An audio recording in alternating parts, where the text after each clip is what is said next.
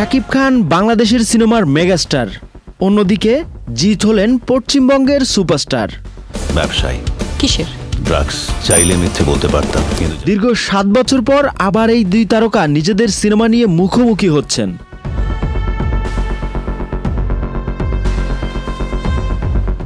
আগামী রোজার ঈদে মেহেদী হাসান হৃদয়ের পরিচালনায় বরবাদ নিয়ে আসছেন শাকিব।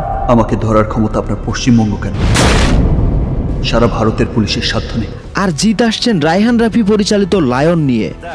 আমার মটকা চটকে গেলে আমি টাকা নিয়ে ঠান্ডা হয়ে যাই।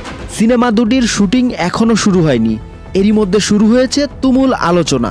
দর্শক বলছেন আসন্ন ঈদে বরবাদ ও লায়নের লড়াইটা কঠিন হবে। দেখেন, আমি নির্মাণের জায়গা থেকে 100% কনফিডেন্ট। এখন পর্যন্ত আমি চেষ্টা করবো সিনেমাটা সর্বোচ্চ ভালো বানানোর জন্য। আর এটা আমি না, যে কোনো ডিরেক্টর হইলেই চিন্তা করতো। আর আমার যেহেতু ফার্স্ট ফিল্ম, সো আমার চেষ্টার তো কোনো ত্রুটি থাকবে না। আমি এই বলতে পারেন আমার জায়গা থেকে আমি 100% কনফিডেন্ট। আপনারা তো ঈদেই আসছেন নাকি?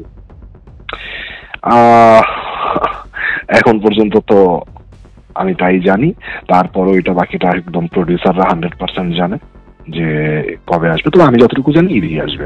2016 সালে শিকারী ও বাদশা সিনেমা দুটি দিয়ে প্রথম মুখোমুখি হয়েছিলেন শাকিব খান ও জিৎ। শিকারী দিয়ে শাকিব বাজিমাত করেছিলেন, পিছিয়ে ছিলেন না জিতও।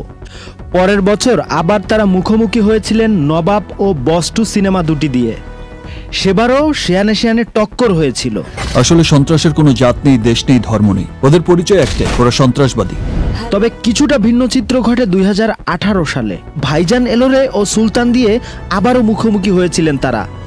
সেবার জিতের সুলতান ব্যর্থ হলেও এগিয়েছিল শাকিবের ভাইজান এলোরে।